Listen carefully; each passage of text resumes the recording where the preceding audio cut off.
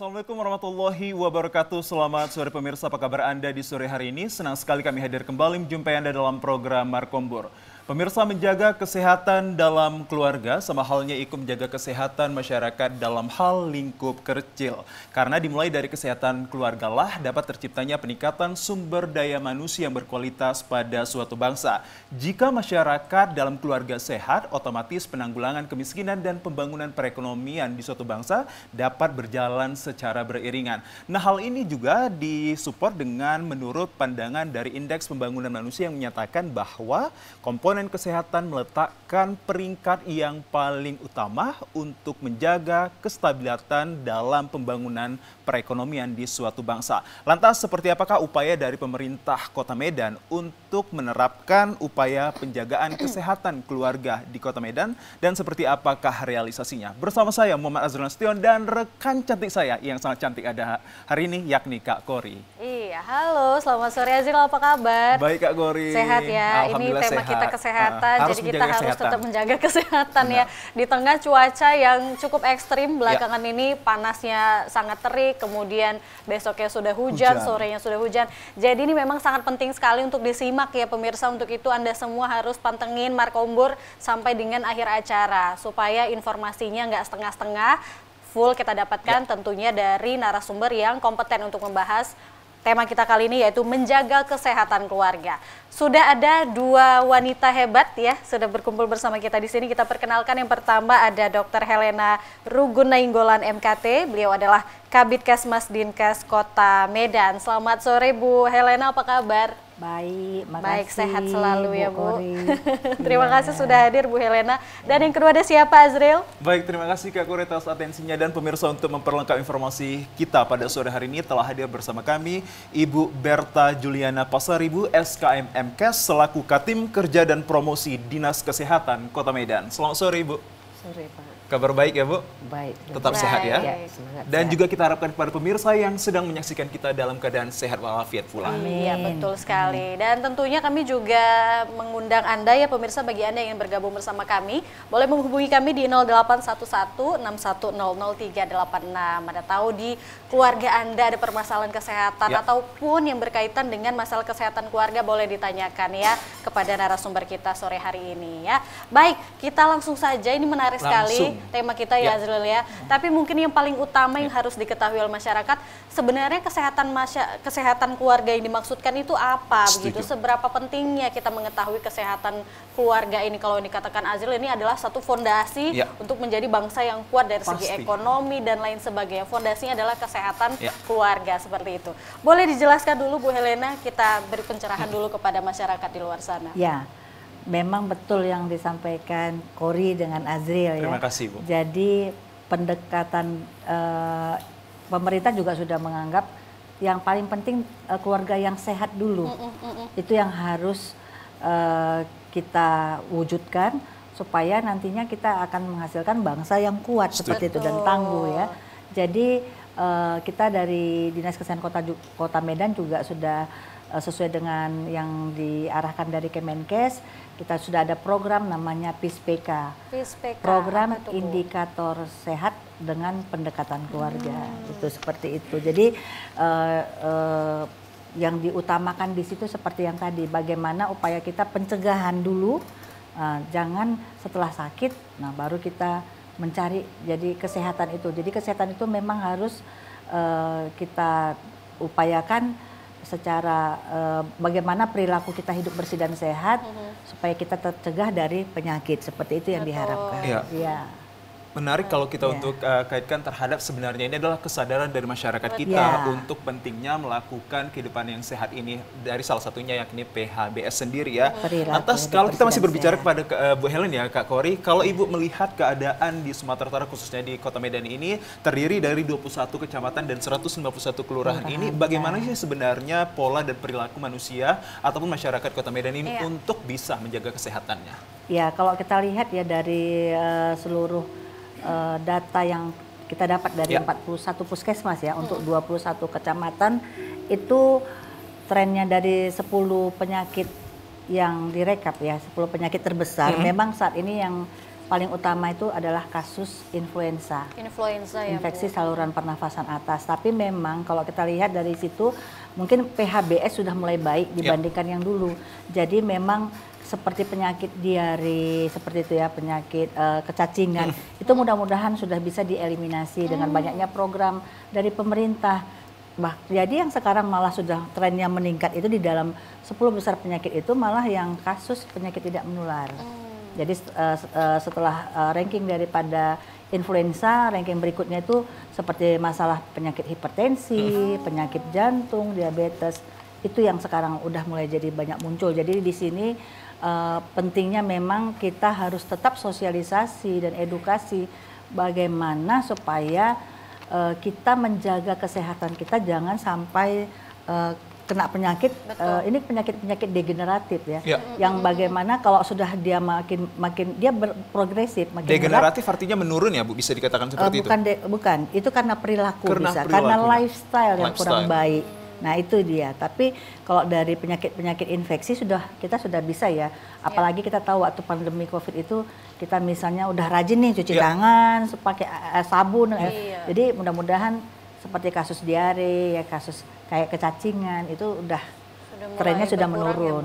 Ya, yang malah naik sekarang seperti itu, penyakit-penyakit hipertensi tadi ya. Penyakit yang tidak menular sekarang yang trennya agak naik ya Bu ya. Ya, makanya kita sekarang meningkatkan screening terhadap mendeteksi penyakit tidak menular supaya bisa jangan sampai berat.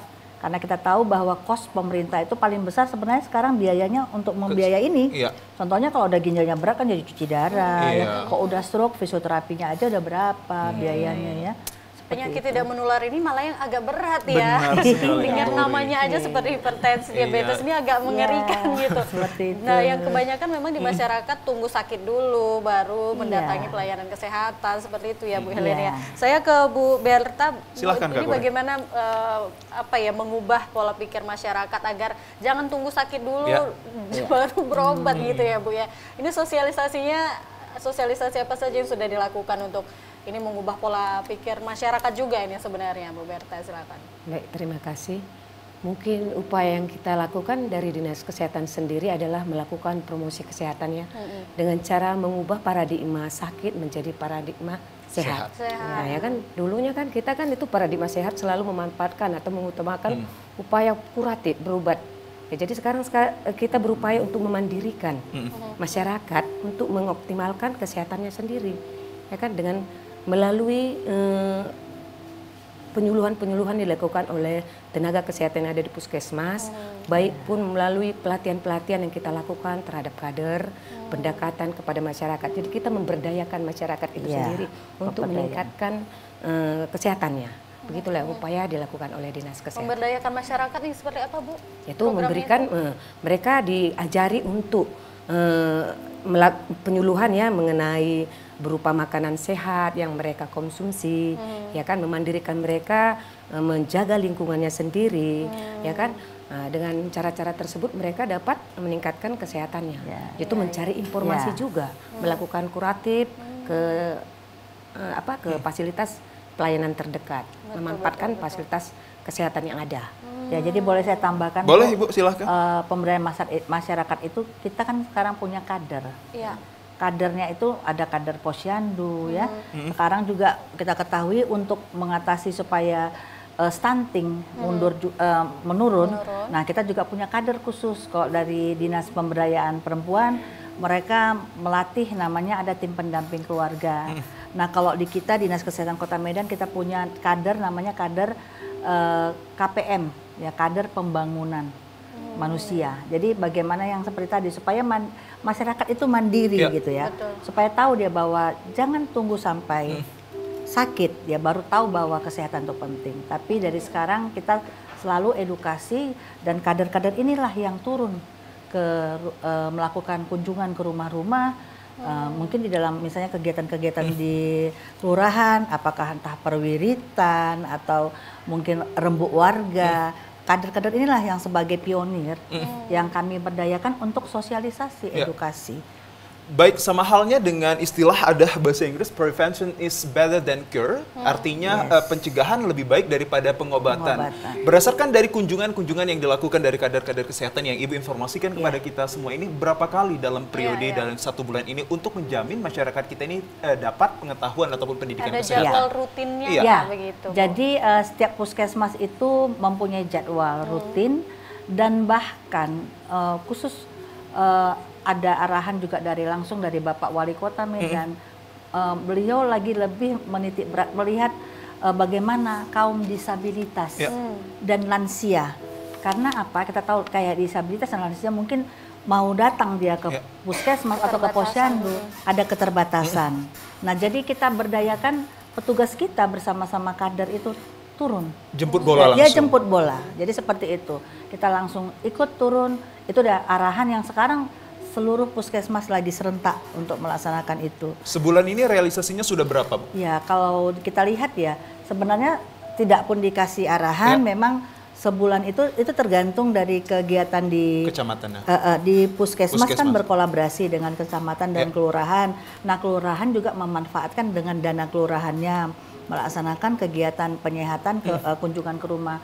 Tapi kalau untuk yang sekarang ini juga kita lagi giat-giatnya. Kalau dibilang secara frekuensi itu pastinya adanya datanya di puskesmas, tapi mereka selalu mereport sama kami dalam bentuk laporan foto-foto kegiatan mereka. Itu banyak memang sudah disampaikan dan itu kita masukkan juga. Jadi bisa dilihat mungkin di Instagram Dinas Kesehatan Kota Medan. Instagram Dinas Kesehatan Kota ataupun Medan. Pemko Medan. Itu kita masukkan. Selalu ada update-annya update masuk datanya seperti itu. Baik. Nah, kalau di masyarakat sendiri, Bu Berta, seperti apa antusias masyarakat ketika kunjungan seperti itu? Apakah memang mereka sangat antusias atau alah apa ini? Kadang kan ada masyarakat yang apatis begitu, nggak mau mengikuti kegiatan-kegiatan seperti itu. Terlebih saat COVID yang kemarin ya, Kak? Ya, untuk situasi saat ini mungkin karena pengalaman COVID kemarin ya, mereka sudah antusias ya. Sudah kembali. Ada respon dari masyarakat. Itu kan kita memberdayakan seperti yang disampaikan oleh Dr. Rugun tadi, yaitu kader-kader. Nah, laporan dari kader-kader tersebut juga mereka begitu antusias. Nah, jadi kita juga akan ada melakukan pertemuan-pertemuan ya, lintas sektor, lintas program yang melibatkan masyarakat. Nah, mereka juga antusias, banyak bertanya. Dan rata-rata kalau kita sampaikan, mereka sudah mulai ya melakukan beberapa hal yang kita himbau ya. Begitulah kira-kira yang antusias masyarakat terhadap sudah cukup baik ya. Ini kabar baik juga ya, Zril ya. Artinya kan masyarakat juga semakin teredukasi, semakin aware terhadap kesehatan dirinya dan keluarganya, lingkup terkecil gitu ya, Zril ya. Pasti. Hal tersebut juga kita ingin katakan kepada masyarakat di rumah sana, jangan menunggu adanya sesuatu informasi dari pihak pemerintah, tapi let them to get it. Artinya biarkan masyarakat ini sendiri yang juga berpartisipasi untuk mencari tahu sumber-sumber informasi terkait pentingnya kesehatan tersebut. Bu Berta, saya ingin bertanya kepada Anda, selama menjalankan mungkin saja kunjungan ini, pernah tidak mendapatkan kendala terhadap masyarakat kita yang enggan untuk dikunjungi atau seperti apa? Ada kendala? Nah, hal tersebut pasti ada ya, dari kita nggak enak ya bilang rasanya ada dari suku tertentu yang menolak ya, namun petugas-petugas kita tetap berupaya ya. Saya dapat pengalaman kemarin di Belawan. Pada saat melakukan vaksinasi anak-anak aja masih banyak mendapat penolakan. Itu terdoktrin karena pasca COVID mereka tidak mau untuk divaksin? Seperti itu? Ya, ada juga setelah dari COVID juga kita melakukan vaksinasi pada anak-anak polio kemarin juga ya. Buya dapat mendapat penolakan dari masyarakat. Namun dokter-dokter kita juga berupaya mengedukasi, selalu mengedukasi sehingga serapan kita kemarin tercapai juga sesuai dengan target yang kita harapkan. Jadi tetap mendapatkan, ada aja beberapa penolakan Pak, tapi kita terus kita melibatkan yang lain seperti tokoh masyarakat, ya kan? Kita libatkan dari LSM, CSR untuk yang mengedukasi dan secara persuasif gitu, kita menghimbau. Ya seperti itu. Dan kalau memang ada penolakan, biasanya kan kita minta didampingi sama Kepling. Nah, mereka kan pasti mengenal Keplingnya. Atau mungkin mereka memang sudah dapat pelayanan tempat lain, nggak apa-apa. Tapi kita minta laporan. Jadi kita nggak mewajibkan mesti ini loh, mesti dari puskesmas gitu. Enggak juga. Kalau mereka memang dia sudah vaksinasi misalnya di klinik atau di dokter pribadi mereka, nggak apa-apa, tapi laporannya untuk kita masukkan karena kita perlu laporan. Perlu data ya, Bu. Datanya kita minta itu aja. Baik, luar biasa sekali. Nah, kalau untuk saat ini Bu, ada tidak data yang menunjukkan beberapa daerah yang jumlah kesehatan keluarganya agak tinggi, menurun seperti itu, Bu? Ada di kecamatan mana kira-kira, Bu, di Kota Medan? Tidak kita pungkiri memang mungkin yang sosioekonominya rendah, ya.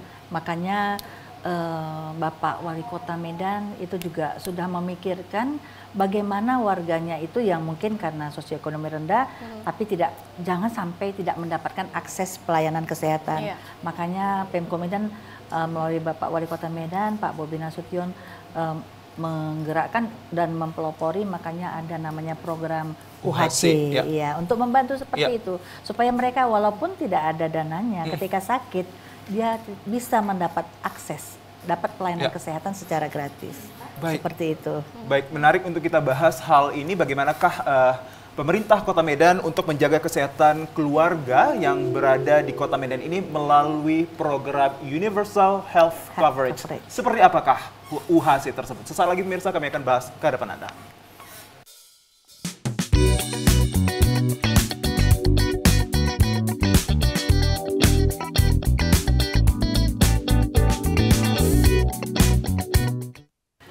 Ya pemirsa, pemerintah Kota Medan melalui Bapak Wali Kota Medan, Bapak Bobi Afif Nasution menghadirkan program kesehatan untuk keluarga ini, yakni dengan hadirnya Universal Health Coverage. Lantas seperti apakah UHC tersebut dan juga pelaksanaannya bagi kesehatan keluarga ataupun masyarakat Kota Medan? Ada Ibu Helen di sini, bisa kita tanyakan informasi terkait UHC itu seperti apa, Ibu? Ya, seperti tadi yang sudah disampaikan Azril ya, Universal Health Coverage. Artinya pemerintah Kota Medan sudah memikirkan bagaimana orang yang pada kondisi tertentu memerlukan pelayanan kesehatan tetapi dia tidak mampu. Dan hal itu bisa karena beberapa hal, misalnya dia memang tidak punya BPJS. Atau yang kedua, dia tadinya punya BPJS nih. Tapi karena dia sudah dipecat mungkin atau sudah berhenti, misalnya BPJS-nya kan sudah tertunggak dong kan, apa tidak dibayarkan lagi oleh perusahaannya, atau dia punya, jadinya dia mandiri, tapi dia nggak sanggup lagi bayar, mungkin tiba-tiba jatuh miskin atau susah, nah jadi tertunggak. Nah itulah yang dikeluarkan oleh pemerintah Kota Medan program UHC ini untuk membantu masyarakat yang lagi butuh pertolongan kesehatan, dibantu, artinya pemerintah melakukan MOU dengan BPJS, jadi Pemko Medan yang memberikan iuran BPJS-nya. Dalam hal ini memang ada beberapa syarat yang harus diketahui juga oleh masyarakat, bahwa orang yang tadi saya sebutkan di atas, dia memang harus datang ke Puskesmas melalui KTP, karena ya, Bu? Nanti Puskesmas yang akan menentukan mana rumah sakit yang melaksanakan MOU dengan BPJS, seperti itu. Nanti Puskesmas akan, misalnya si orang tersebut sakit, nanti dilihat apakah masih bisa diatasi di Puskesmas. Karena kita tahu Puskesmas itu 144 diagnosa itu yang bisa diatasi oleh dokter umum. Nah, ketika diketahui bahwa ini memerlukan tindakan rujukan, tidak bisa diatasi oleh dokter umum, maka dikeluarkanlah rujukan, jadi berdasarkan UHC tadi. Dengan catatan,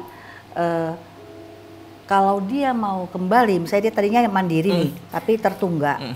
Kalau dia mau mandiri sesuatu ke depan, mungkin boleh saja, tetapi tunggakan itu ya itu utang dia sendiri, seperti itu. Karena untuk pemerintah hanya mampu memberikan untuk kategori kelas 3. Seperti itu untuk membantunya. Kelas 3? Ya, itu yang dibantu oleh pemerintah. Ada syarat-syarat tertentu bagi masyarakat yang ingin mengetahui tentang program UHC tersebut, seperti tadi keluarga yang katakanlah kurang mampu, lalu adanya BPJS namun mungkin di dalamnya menunggak, maka hadirnya pemerintah memberikan pertolongannya pertama ya, Bu ya. Dan satu lagi harus wilayah KTP Kota Medan. Itu ya, yang kita nah, jadi kalau misalnya dianya memang penduduk Kota Medan dan belum pernah punya kartu BPJS atau kartu KIS ya. Nah, langsung nanti didaftarkan. Ada surat pernyataan yang disiapkan oleh puskesmas tanpa meterai. Tapi kalau dia tadinya misalnya mandiri atau yang tadi disebutkan dia sudah pernah punya BPJS, itu wajib si yang mau mendapatkan akses pelayanan ke rujukan tadi harus pakai meterai 10.000. Seperti itu. Jelas sekali ya Kak Kori. Berarti harus ke ini dulu ya Bu, ya nggak bisa ujuk-ujuk langsung ke rumah sakit gitu. Kami tapi kalau misalnya tindakannya perlu emergensi memang dia misalnya kondisinya tiba-tiba misalnya keracunan keracunan. Itu ya boleh aja, tapi ke rumah sakit yang ada BPJS, ada ininya, jangan dibawanya ke rumah sakit yang nggak ada atau klinik yang nggak ada kerjasama, kan repot kita kan. Boleh juga, tapi dengan memang sudah darurat. Dan salah satu pastinya adalah warga Kota Medan ya. Warga Kota Medan seperti itu. Baik. Apakah program ini sudah tersosialisasikan secara merata? Mungkin Bu Berta bisa bantu menjawab. Ya mungkin kalau sosialisasinya sudah, tapi ini melalui OPD dulu ya Bos ya Bu. Tapi masyarakat juga udah disampaikan. Sudah, jadi kita juga dibantu oleh Bapak Ibu anggota Dewan. Setiap mereka reses pasti menyertakan kami untuk mensosialisasikan kepada warganya gitu. Dan juga sosialisasi sudah banyak sebenarnya, baik dari BPJS, dari medsos, dari Instagram, baik dari Instagram website Pemko ataupun Dinas Kesehatan. Dan juga untuk saat ini seluruh puskesmas juga lagi selain flyer, mereka mau membuatkan juga seperti bannernya supaya masyarakat paham gitu. Jangan ada sebenarnya karena nggak paham tapi jadinya muncul kesalahpahaman, ya itu kita yang mau hindari gitu. Padahal semuanya itu kalau memang sesuai dengan alurnya pasti segera dapat akses pelayanan kesehatan. Baik, itu dia tadi terkait tentang UHASI sebagai program pemerintah Kota Medan untuk menjaga kesehatan masyarakat ataupun keluarganya. Atau sebenarnya bagaimana bentuk promosi yang dilakukan dari Dinas Kesehatan ini untuk menyisir setiap masyarakat, baik itu yang di perkotaan bahkan juga di pinggiran kota. Bu Juliana, Bu Berta, apa yang dilakukan? Itu tadi yang kita sampaikan melalui petugas kesehatan yang ada di di 41 puskesmas, 39 pustu, melalui kader-kader, melalui Instagram kita Dinas Kesehatan juga, ya medsos, ya pertemuan-pertemuan lintas sektor yang kita lakukan dengan mengundang tokoh masyarakat, ya tokoh agama juga, ya kan. Jadi tokoh-tokoh masyarakat dan agama inilah yang bisa nanti ke masyarakat yang kurang menerima, membuka akses ya Bu berarti. Program yang tadi. Nah, seperti yang dilaksanakan hari ini juga kan, kami berterima kasih juga nih sama TVRI. Ini kan untuk sosialisasi edukasi juga dia tentang pentingnya promosi kesehatan, upaya preventif daripada kuratif. Baik, sebelum Kak Kori, saya masih menyambung terkait hal itu. Bentuk dari promosinya ini otomatis ada pengobatan dan juga pembekalan. Apakah pengobatan dan juga pembekalan diberikan kepada masyarakat dalam promosi seperti itu, Ibu Berta? Iya, kalau pengobatan itu kan dilakukan oleh medis ya, dan para medis ya. Kita tidak bisa melatih masyarakat, tapi memberikan pemahaman dan edukasi kepada mereka kita lakukan. Ya, jadi ada pengobatan gratis juga ya Bu yang kita lakukan, kerjasama ya, antara OPD juga ada dinas sosial, dinas kesehatan melakukan kegiatan-kegiatan sunat massal, ya kan, operasi bibir sumbing juga pernah dilakukan terhadap masyarakat. Hal-hal itulah yang sudah dilakukan tentunya Pak. Baik sekali ya Kak Kori, artinya pemahaman dan juga sosialisasi ini sudah menyisir warga-warga yang berada di Kota Medan, dilakukan oleh orang-orang hebat ini. Semoga kesehatan masyarakat di Kota Medan ini bisa diacungin jempol, meningkat. Bisa meningkat, betul sekali. Dengan adanya program-program dari pemerintah Kota Medan yang tentunya dari semua kalangan semua kalangan dipikirkan oleh pemerintah kita, baik itu yang kalangan atas, kemudian disabilitas dan kalangan bawah yang tidak mampu membayar BPJS. Tapi sering sekali saya mendengar adanya kendala dalam menggunakan program HUAC ini, begitu Bu Helena. Ada beberapa masyarakat yang katanya ingin menggunakan program yang hanya menggunakan KTP tapi tidak bisa begitu. Sebenarnya apa kendalanya Bu? Apakah memang ada limitnya kah atau seperti kuotanya apa? KTP-nya udah Kota Medan, saya udah Kota Medan tapi nggak bisa kayak gitu Bu. Sebenarnya kendalanya ada di mana ya Bu ya? Kalau Kota Medan, KTP Kota Medan sebenarnya dianjurkan itu di mana wilayah dia domisili, ke situlah puskesmas yang dia datangi. Ya, Bu, ya? Iya, karena kadang-kadang kita kan mendistribusikan obat juga itu kan berdasarkan wilayah kerja. Nah tapi apapun ceritanya, kalau memang di tempat lain pun nggak ada masalah. Jadi misalnya ada kendala seperti itu, mungkin kita harus cari tahu, kita mesti investigasi. Makanya saya juga menganjurkan untuk tim dari promosi kesehatan boleh nanti kita kasih kontak personnya gitu, supaya kita tahu di mana kendala dia. Karena kalau memang bisa saja dia datang, mungkin obat yang dia datangi mungkin dia mungkin nggak di luar ini dia ya, bukan di wilayah. Misalnya dia di daerah Belawan, harusnya puskesmas Belawan atau Titibapan atau kalau di Kededo. BPJS ada Faskesnya begitu ya Bu? Iya sebenarnya, tapi sebenarnya nggak ada masalah untuk seluruh puskesmas. Nah itu yang saya tahu gitu. Kalau memang ada kendala, mungkin kita perlu investigasi di mana masalahnya. Apa karena obat yang tersedia untuk penyakit dia nggak ada, atau kalau misalnya dia untuk rujuk. Ini kalau untuk rujuk ya, itu memang berdasar BPJS itu mempunyai ketetapan berdasarkan wilayah kerja. Wilayah kerja. Dia atau dia gini, kan ada kartu BPJS-nya itu. Nanti dia ditulisnya FKTP-nya kemana. Nah jadi kalau misalnya dia tertulis FKTP-nya dia harus ke Belawan karena dia domisili Belawan. Tetapi dia memintanya di puskesmas misalnya Medan Area Selatan, biasanya di situ ada kesulitannya. Karena Medan Area itu nanti akan akan dapat teguran juga dari BPJS karena tidak sesuai. Walaupun tetap diakomodir sebenarnya, Kori, karena tiga kali misalnya di luar daripada FKTP-nya itu masih diperbolehkan. Ibaratnya seperti ini. Misalnya dia punya kartu BPJS-nya itu dari Jakarta nih. Terus dia datang ke sini liburan. Nah tiba-tiba dia sakit. Kan nggak mungkin dia harus ke Jakarta berobat dengan kartu BPJS. Dia dapat fasilitas dong dengan BPJS-nya. Boleh datang ke puskesmas, itu pasti diberikan untuk 3 kali pengobatan. Seperti itu. Baik, jadi harus mengikuti prosedur yang telah ditetapkan, syarat-syaratnya seperti itu ya. Ya, tentu saja Kak Kori dan juga pemirsa dari masyarakat juga ini kembali lagi untuk lebih aware terhadap pentingnya menjaga kesehatan. Saya coba untuk menggali informasi kepada Kak Berta, ini Kak Kori, kalau kita melihat bahwa penanganan ataupun pelayanan dari pemerintah Kota Medan ini sangat masif sekali kalau saya katakan ini. Bu Berta Juliana, sebenarnya apa sih yang menjadi pondasi masyarakat di Kota Medan ini, khususnya tidak hanya dari pemerintah tapi mereka juga lah yang harus untuk mendapatkan pendidikan maupun sosialisasi kesehatan itu. Bagaimana membentuk mereka supaya hidup sehat selain dari pengobatan ataupun kehidupan sehat lainnya? Ya itu tadi yang sudah di awal sudah kita sampaikan dengan memberikan edukasi penyuluhan. Jadi masyarakat itu kita didik secara mandiri untuk memahami apa yang penting untuk kesehatannya. Mereka harus paham dari lifestyle-nya, dari makanan yang mereka konsumsi. Mereka harus paham makan ini memberi dampak kesehatannya itu buat kita apa. Yaitu gebrakan yang kita lakukan yaitu melakukan penyuluhan ya ke masyarakat melalui puskesmas dan kader-kader yang telah kita latih tadi, yang telah kita selalu melakukan pertemuan-pertemuan, mengupdate permasalahan kesehatan yang terbaru dengan menyampaikan tidak bosan-bosannya terhadap masyarakat. Jadi mereka lebih paham untuk lebih mandiri.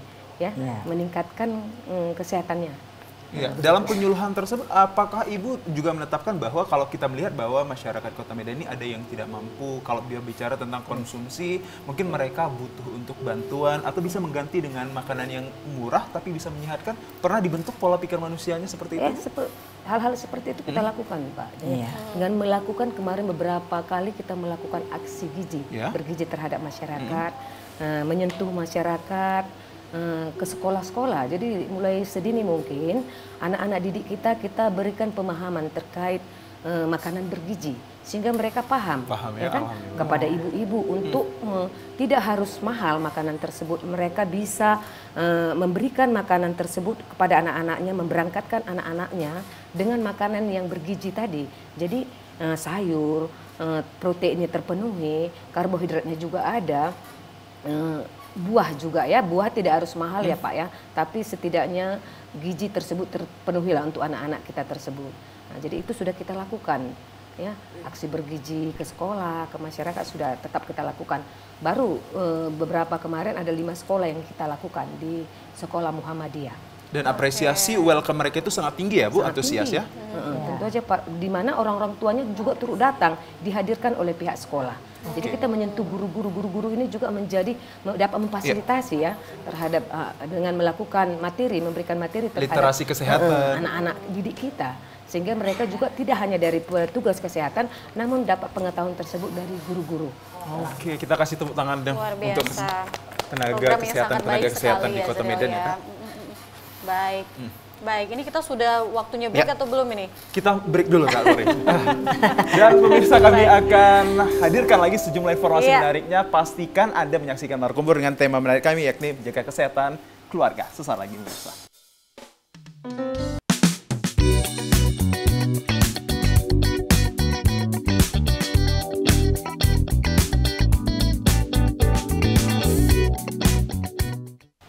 Menjaga kesehatan keluarga menjadi topik yang sangat menarik kami persembahkan ke hadapan Anda pada edisi Markombor kali ini. Tentunya masih bersama saya Muhammad Azran Nasution dan rekan cantik saya ada Kak Ayu. Iya, dan kami juga masih menunggu atensi Anda ya pemirsa, silakan jangan ragu-ragu kalau ada yang ditanyakan menghubungi kami di 081161000386.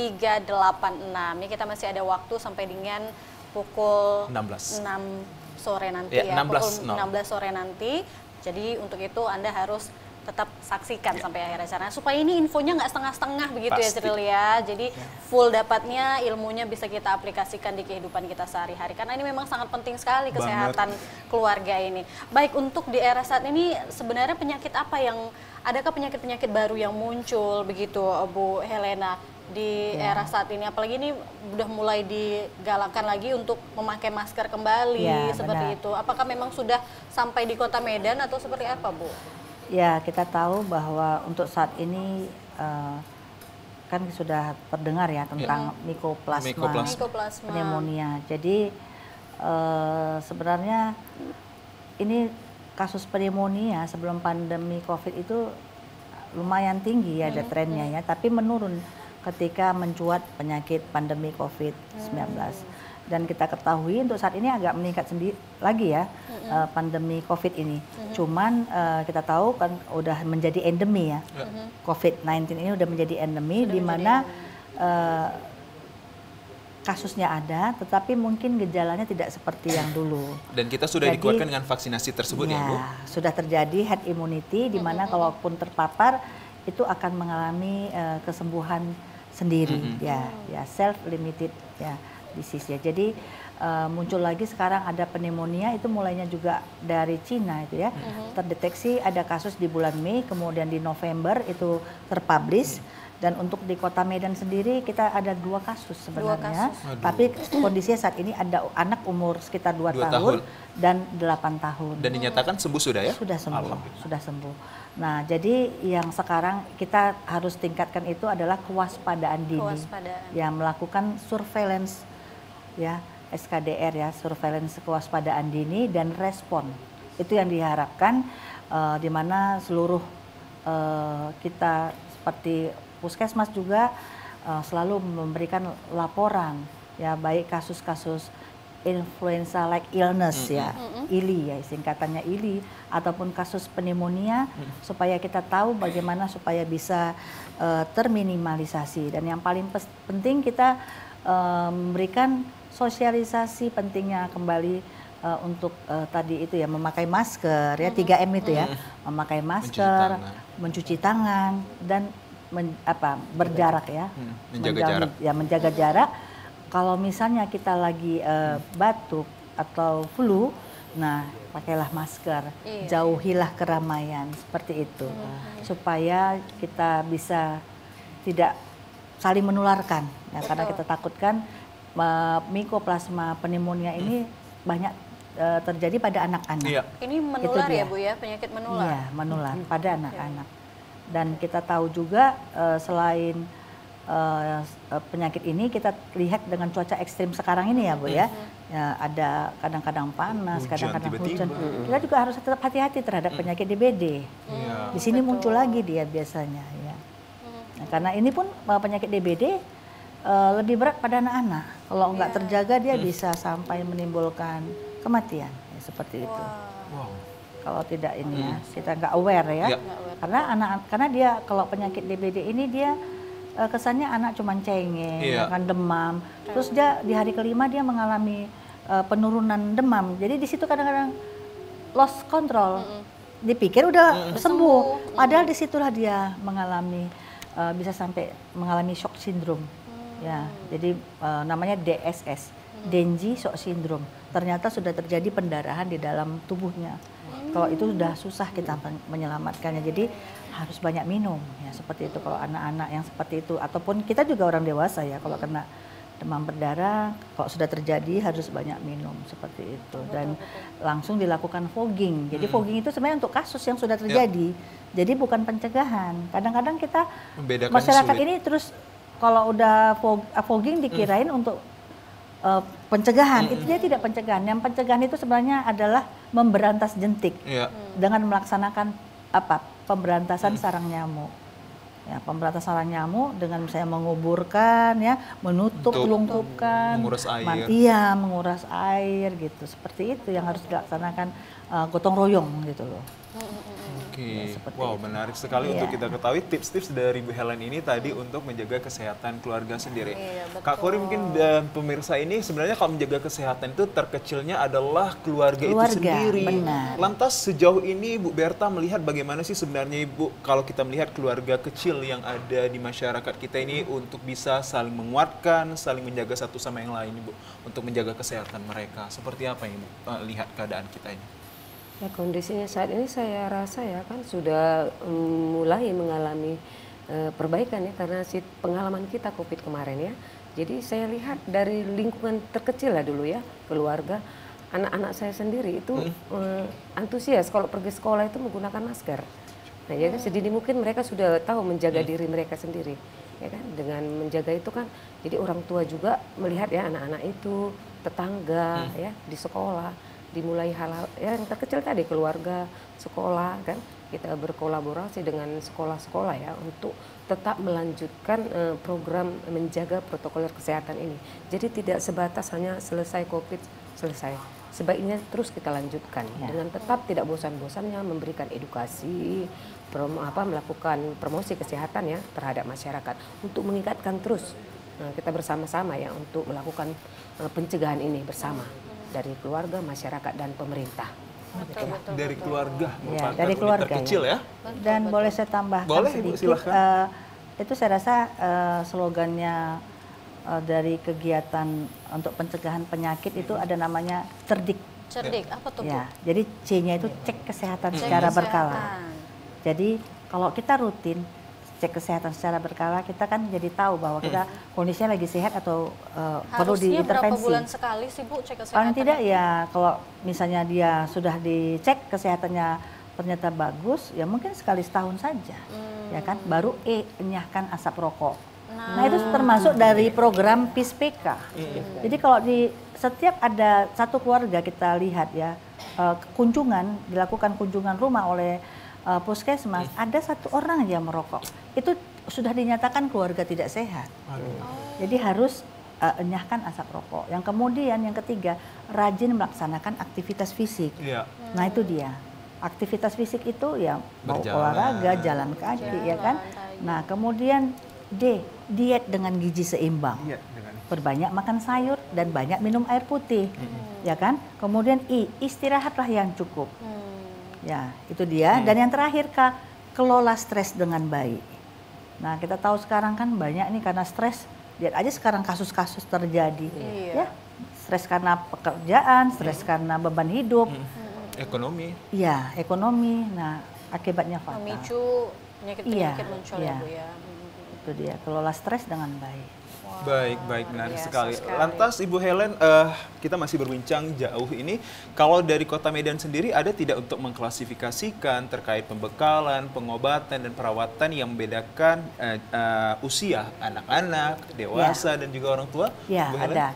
Jadi sekarang ini Menteri Kesehatan kan sudah melaksanakan namanya relaunching transformasi pelayanan kesehatan primer. Jadi kita sudah bergerak seluruh FKTP sudah bergerak untuk mengutamakan kegiatan promotif preventifnya. Ya, jadi sudah ada transport. Jadi ada namanya integrasi layanan primer. Nah, jadi di mana saja ini semua bidang nanti berkolaborasi, baik dari pelayanan kesehatannya, dari kami kesehatan masyarakat, dan kemudian juga dari bidang-bidang lainnya, P2P pencegahan penyakit. Jadi dia sekarang sudah bergerak ke berbasis siklus hidup. Berbasis siklus hidup dari kita mulai ibunya hamil, kemudian anak lahir, itu semua dilihat, diatasi, misalnya vaksinasinya dari ibu hamil ya. Kalau hamilnya misalnya kurang kalori, kita beri bantuan PMT itu semua secara gratis. Kemudian sampai dia remaja, mungkin perlu tablet tambah darah supaya dia sehat, reproduksinya bagus, ya kan? Sampai dia pasangan usia subur juga diperhatikan. Kemudian dia sampai dia lansia, ya. Sampai dia lansia itu semua sudah diprogramkan pemerintah berbasis siklus hidup. Bagaimana supaya masyarakat itu benar-benar dari dia lahir sampai dia tua, sampai dia lansia, benar-benar diperhatikan dari segala aspek sampai dia benar-benar sehat lah. Terjaga kesehatannya, terjaga ya, kesehatan. Atas perlindungan yang diberikan oleh pemerintah kita melalui program-programnya tadi. Menarik sekali, kita butuh apresiasi akan hal ini. Iya, dan ini memang sebenarnya sudah sangat lengkap begitu yang diberikan sebenarnya oleh sudah pemerintah. Kalau memang masyarakatnya bisa menggunakan fasilitas ini, begitu ya Bu ya, karena memang pemerintah sudah memperhatikan semua sedetail mungkin begitu. Dan salah satunya adalah untuk ibu hamil seperti itu ya. Saya ke Bu Berta, kalau untuk permasalahan ibu hamil di masyarakat seperti apa Bu? Apakah ibu hamil juga dilibatkan juga untuk diberikan sosialisasi seperti itu Bu? Ya, tetap kita lakukan ke semua lapisan masyarakat, karena ibu hamil adalah bagian dari masyarakat juga kan, dimana kita melakukan senam ibu hamil. Nah, ada beberapa kegiatan yang kita laksanakan di puskesmas, senam ibu hamil, ya, memberikan edukasi rumah sakit terhadap juga ya, ibu hamil. udah sering sekarang rumah sakit juga kan, ada kelas ibu hamilnya, senam hamilnya apa, sekalian edukasi biasanya di situ. Jadi memang kalau ini dimanfaatkan saja ya Bu ya, mudah-mudahan semuanya sehat, dari janin yang di dalam kandungan, ibunya juga seperti itu. Jadi satu lagi catatan bagi kami yang sudah kami lihat ya, kadang-kadang gini loh, ada animo masyarakat ketika anak pertamanya lahir aman-aman saja, lancar-lancar aja, mereka berpikir yang kedua ketiga it's okay lah, nggak perlu lah kunjungan periksa hamil, aman-aman aja. Jangan seperti itu, tetap dibawa. Pemerintah sudah mencanangkan 6 kali, minimal 6 kali ada pemeriksaan kehamilan supaya anaknya sehat, ibunya sehat. Betul. Seperti itu. Oke, baik untuk kita ketahui. Lantas sejauh ini Bu Berta, kalau Ibu sendiri ini ada tidak bantuan ataupun katakanlah dari pemerintah Kota Medan ini yang gratis kepada masyarakat kita yang kurang mampu untuk dalam hal kesehatan ini, Bu, supaya masyarakat kita tahu ini Bu apa saja yang mereka peroleh dan hak mereka untuk mendapatkan yang gratis ini. Karena suka yang gratis pastinya pemirsa. Pasti. Silahkan Bu. Iya, dari misalnya ibu hamilnya nih kurang energi ya, energi kronis itu ketahuan dari sangat kurus. IMT-nya di bawah 18,5, ada indeks massa tubuh. Nah, itu kita berikan PMT Bumilkek. Dia susu yang mengandung protein tingkat tinggi. Itu secara gratis ya, seperti itu. Berikan vitaminnya, asam folatnya ya untuk anaknya supaya bagus pertumbuhannya, itu dipantau semua. Nanti kalau ketahuan misalnya dia ada tensinya tinggi atau berat badannya tidak terlalu tinggi segala macam, itu dipantau dan diawasi. Nah, kalau memang dia perlu dirujuk sama puskesmas.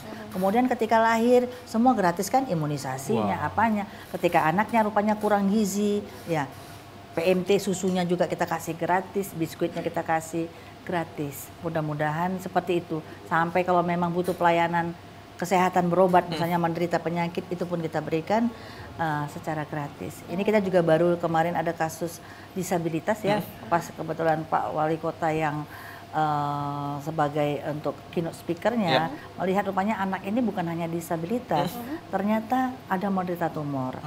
Nah, kemudian tidak punya BPJS, kita urus sampai UHC-nya keluar.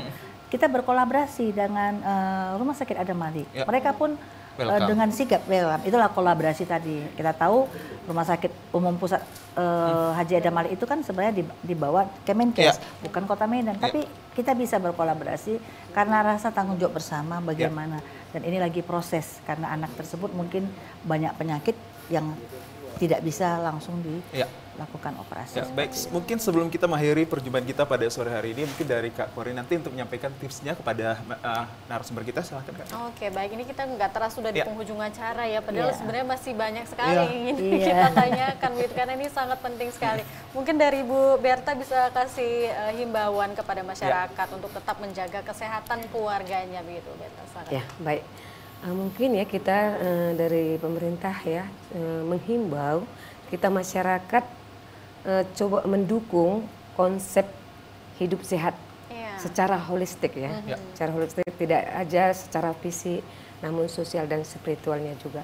Jadi kita sama-sama lah ya berkolaborasi masyarakat dengan pemerintah untuk mendukung konsep hidup sehat tersebut. Iya, betul sekali. Terima kasih Bu Berta. Dari Bu Helena silakan. Ya. Untuk menghasilkan bangsa yang sehat, kuat dan tangguh memang intinya dari keluarga yang sehat. Betul. Ya, keluarga yang sehat itu bisa terbentuk yang paling utama sebenarnya kemandirian untuk hidup sehat. Perilaku hidup bersih dan sehat. Mudah-mudahan bukan hanya slogan tapi bisa kita implementasikan. Itu harapan kami bersama. Baik, semoga harapan dari kedua narasumber ini juga memberikan harapan baik bagi kesehatan keluarga kita di Indonesia dan tak terkecuali untuk kesehatan keluarga masyarakat yang berada di Kota Medan melalui informasi yang telah disampaikan mereka berdua sebagai narasumber yang sangat hebat hari ini.